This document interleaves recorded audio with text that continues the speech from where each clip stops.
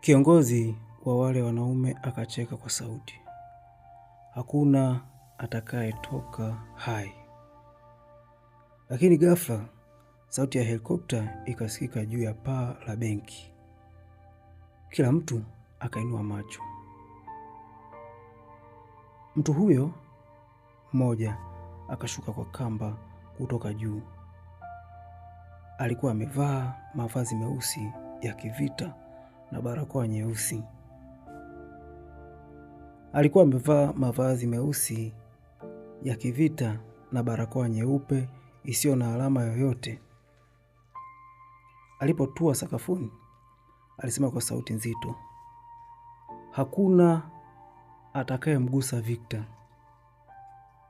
Modesty akashangaa. Juma akashangaa.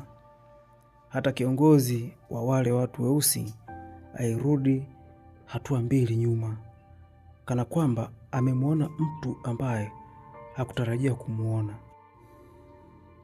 Mgeni huyo akavua taratibu barakoa yake.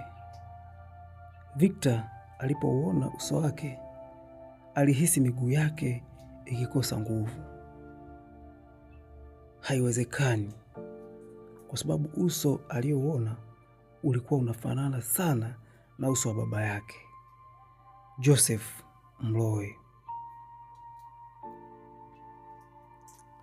Mpenzi mfuatiliaji wa channel yetu ya Masawa Simulizi, ni siku nyingine tena na kuletea sehemu ya 11 ya simulizi inayokwenda kwa jina la Biashara Chafu. Na hii ni sehemu ya 11. Risasi ya kwanza. Giza lilitanda ndani ya chumba cha masanduku ya kuhifadhia mali. Kengele ya tahadhari iliendelea kulia. Mwanga pekee uliokuwapo ulikuwa wa tochi iliyokuwa mkononi mwa Modesty. Bastola yake ilikuwa imemlenga Victor moja kwa moja kifuani.